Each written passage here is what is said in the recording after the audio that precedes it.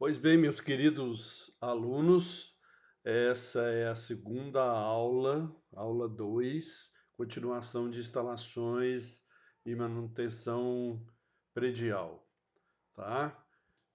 Vamos seguir com a aula. O, o responsável legal, no caso a gente falou aqui que é o síndico, ele precisa saber o que necessariamente o condomínio indica a circunstância de ser a propriedade pertencente a mais de uma pessoa. Por quê? Porque ali convive no condomínio ou numa edificação vertical, que é um prédio, várias famílias, várias pessoas.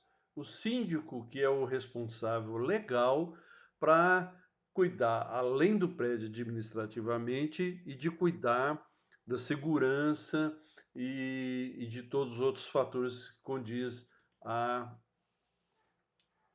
a residência ou as residências.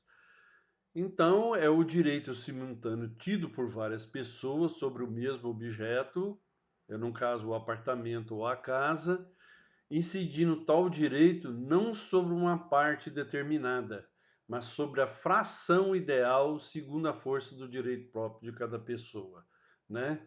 Você tem o seu apartamento, a sua residência, mas, por exemplo, se o edifício tem uma piscina, se tem um jardim, é uma fração. Ele é seu, mas é de outras pessoas também, de outras famílias. Só o apartamento que é o seu direito. Então, ó, a propriedade exclusiva ou autônoma e a comum ou de todos, é aí que está a parte do maior aditivo para o síndico. Então, ele tem que dissolver tudo isso aí. Ele tem que saber que a propriedade exclusiva de cada família, né, das áreas comuns, que é o parque, piscina, sauna e assim por diante, que é uma fração para todos, pertencente a todos, e o síndico tem que tomar conta. Então, na verdade, o edifício é um sistema composto por vários subsistemas que interagem direto com o meio, e nesta inter-relação surge o desgaste natural das famílias, né? E também deriva dos desgastes dos equipamentos, fazendo com que a manutenção seja crucial para o bom funcionamento dessa engrenagem. Isso quer dizer o síndico tem que estar atento com os terceirizados ou com os funcionários que trabalham administrativamente no edifício ou no condomínio, para passar para o síndico o que está funcionando, o que está velho, o que está trincado, o que está com defeito, para que o síndico tome as providências e passe para o conselho deliberativo, o conselho administrativo, o conselho dos condôminos, para que se resolva esse tipo de problema. Na verdade, não tem como conhecer todas as áreas, porém, uma coisa é certa. Se o síndico fazer uma boa administração, ele vai delegar atribuições a pessoas qualificadas, que serão um braço direito do síndico em relação a isso aí. Em relação, cabe ao síndico se munir de profissionais habilitados para verificar as condições de determinar as medidas corretivas e até preventivas que se fizerem necessárias para a boa vida do imóvel e seus usuários.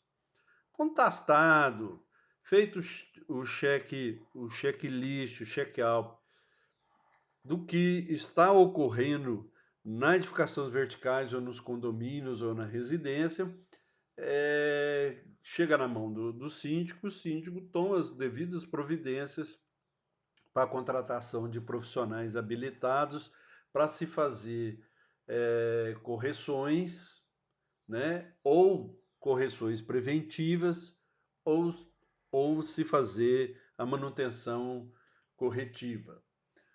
Uma gestão operacional, ela detém vários tipos de intervenções, desde uma reparação, uma modernização, uma conservação, uma restauração ou até uma demolição. vai depender do tipo de serviço que vai se prestar ao condomínio ou à residência. Então, tem que se identificar, é necessário se descobrir a origem do problema e o grau de risco para se fazer um bom plano de ação e um cronograma físico e financeiro acomodado e disponível financeiramente no condomínio. Pode ser que o condomínio não se preste, não se arrecada o suficiente para se fazer essa manutenção ou esse reparo.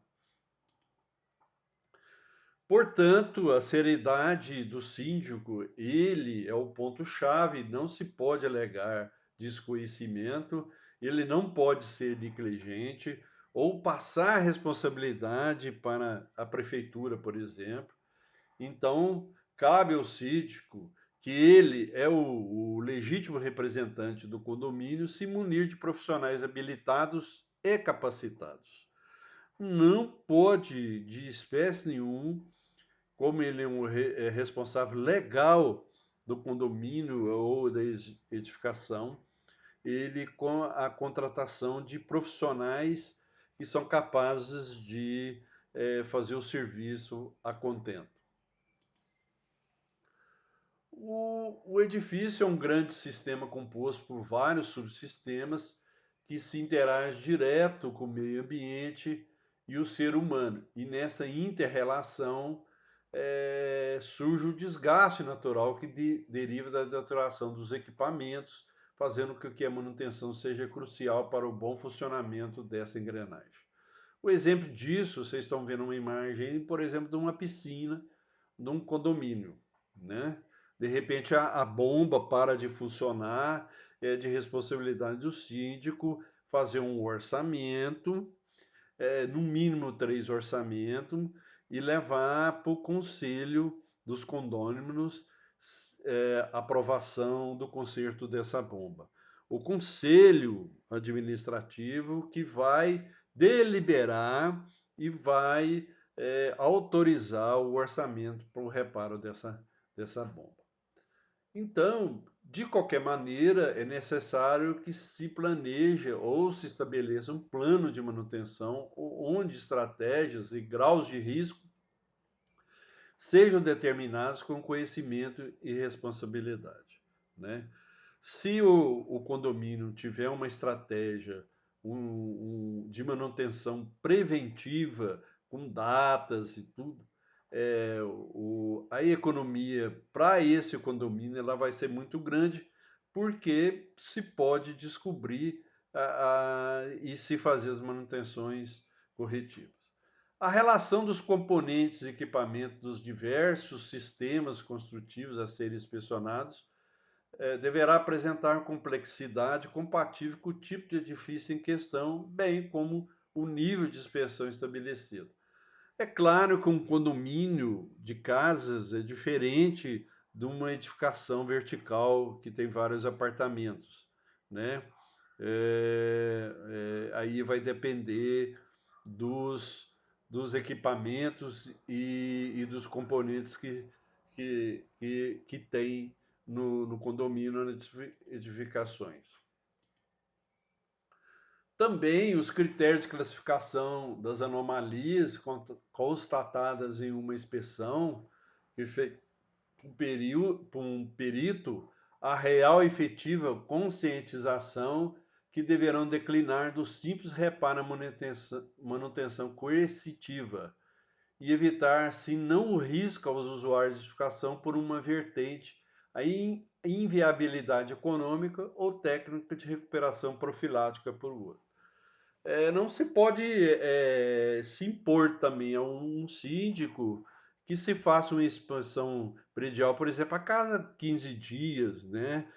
Fazendo uma pressão para se faça algum reparo, né?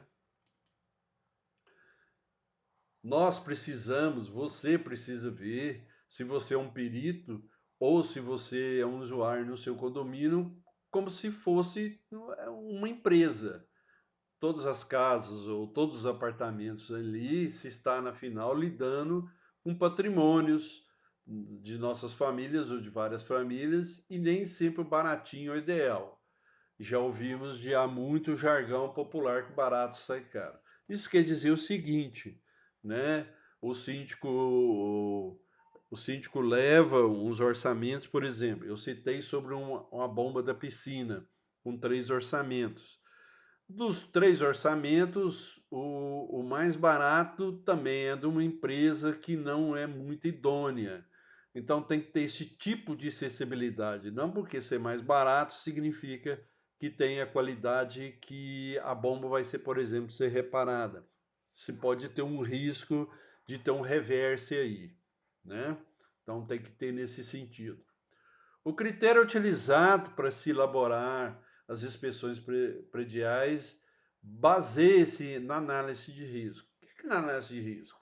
Se você tiver uma pintura descascando ou tiver a situação de uma edificação tiver bem precária, né, você vai ter que a gente vai ter que analisar o risco que essa edificação está ocorrendo para se fazer, além dessa inspeção, uma manutenção, né, de recuperação, vamos dizer assim, né? Então, feita a análise de risco, a gente vai classificar essas anomalias que serão detectadas nos diversos componentes da edificação. Vai depender do seu grau de urgência, relacionados com fatores de conservação, depreciação, saúde, segurança, funcionalidade e de todos os sistemas da edificação. Com a resposta de todas essas necessidades, a inspeção predial se torna uma poderosa ferramenta indispensável na gestão condominial. Se você tiver a inspeção predial em dia, com cronograma, você vai ter uma grande economia e não vai ter surpresas para você fazer manutenção no seu condomínio ou na sua residência. Usar da atividade da inspeção predial com toda a gama de atividades de instrumentação de administração condominial torna-se-á eficiente e adequado. Claro, né? Se um condomínio ou uma edificação vertical não tiver administrativamente uma inspeção relegada pelo síndico, esse condomínio, essa edificação vai ter grandes problemas futuros para se resolver em reparos, em manutenção e assim por diante. Uma metodologia, ela deve se ter em determinação do nível e tipo de inspeção, exame da documentação. Como é que está essa documentação toda ela, se ela está em dia atualizada? Feito um checklist, inspeção dos tópicos da listagem de verificação, de todos os tópicos. Classificação do grau de urgência, qual o risco, né, que essa edificação ou essa residência, esse condomínio está precisando de reparos ou de manutenção. Indicação das recomendações. Depois do grau de urgência, é claro que você vai recomendar fazer os orçamentos e tudo. E classificação do escopo de conservação, de que forma que você vai fazer essa classificação para a conservação do seu imóvel. Essa técnica, ela é multidisciplinar, que deve ser feita com um profissional especializado, circunstanciado por RT. O CREA determina que tem que ter anotação de responsabilidade técnica, ou o RRT, que é o Registro de Responsabilidade Técnica do Conselho de Arquitetura e Urbanismo, né? Alguns segmentos a serem inspecionados, tipo como muro de arrimo, drenagem do terreno, fundações visíveis, instalações de gás, hidrossanitários, elétricas, sistema de SPDA, sistema de proteção de descargas atmosféricas, cobertura, impermeabilização. Gente, sistema de proteção de descargas atmosféricas, dependendo da edificação vertical, como é o edifício, ele tem que ter um para-raio, né? Então, faz parte, sim, né, da manutenção e do sistema, se esse para-raio, por exemplo, tá funcionando, né? Impermeabilização, se está tendo infiltração, revestimento, se não está soltando, sistema de automação, né?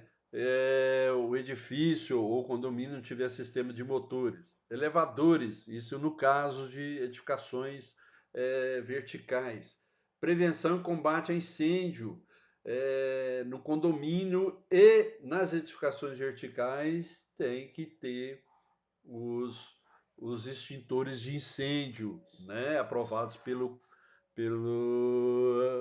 bombeiros, potabilidade da água, né, se está chegando, acessibilidade, claro, tem muitos idosos, o Brasil já é quase 55% de idosos, níveis de ruído, depois das 10 horas, por exemplo, uma edificação ou mesmo um condomínio, a partir das 10 horas, não pode ter som alto. E iluminação, né?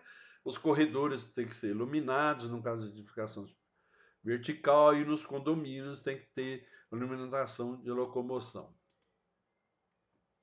Então, gente, feita a classificação de acordo com o grau de urgência de uma anomalia, deve sempre ela ser fundamentada considerando os limites e os níveis da inspeção predial realizada, né?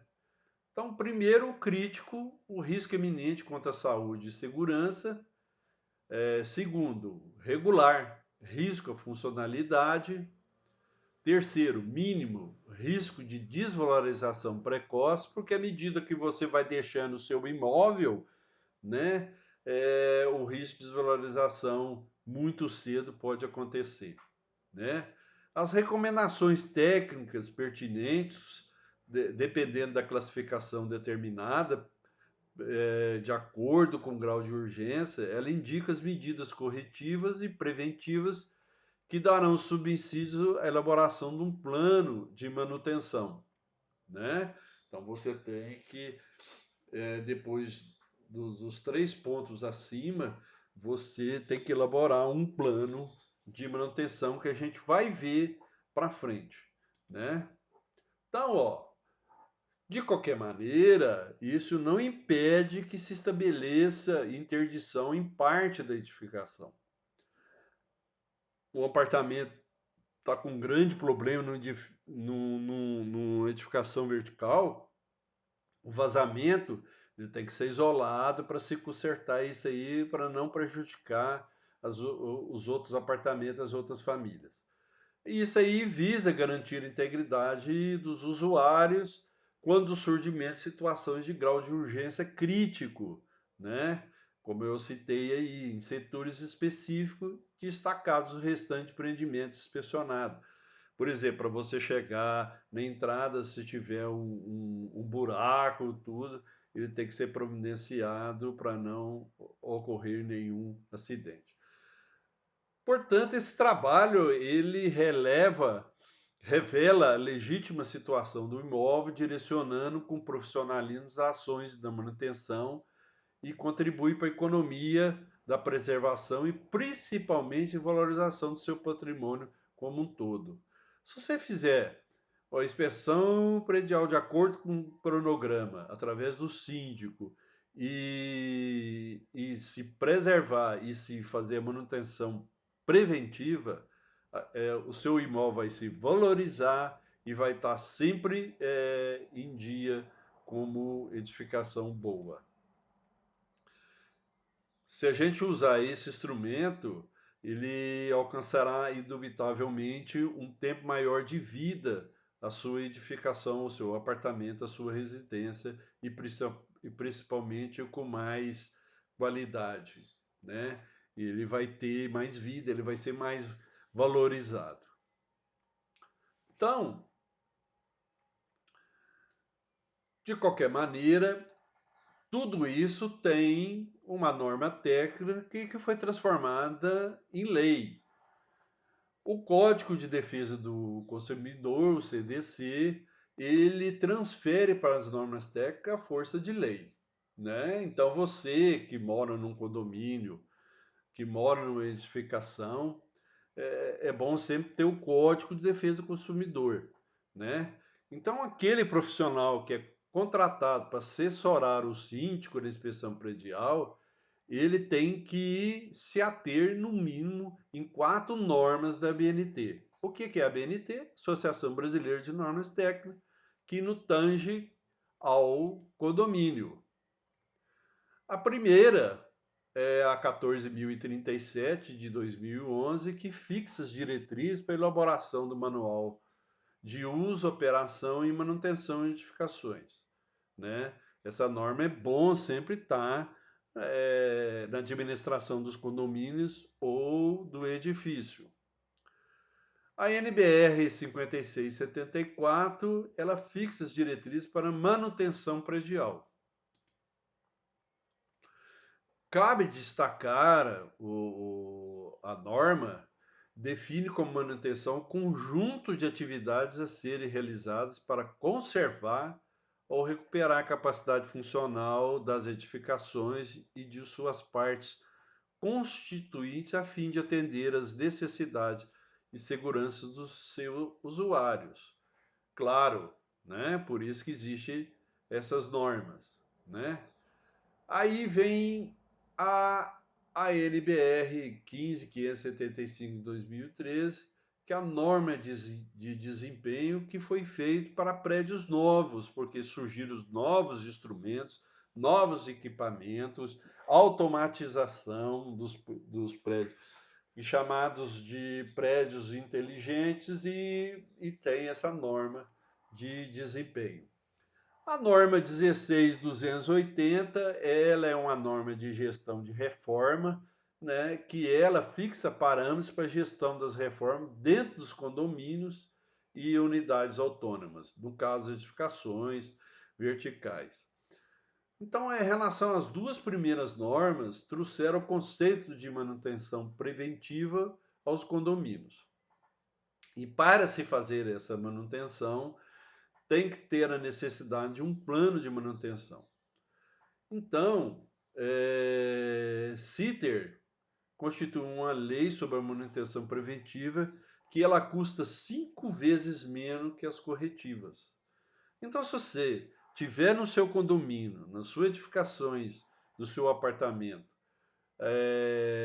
tiver se fizer uma manutenção preventiva, você vai ter um custo 5 vezes menos que corretiva.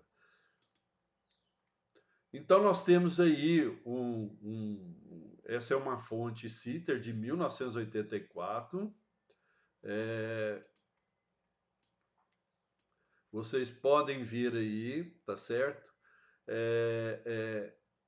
À medida que o tempo vai do projeto até manutenção corretiva, ela é mais cara, tá? Dessa forma, a inspeção através do seu checklist, que a gente vai dar na última aula, né?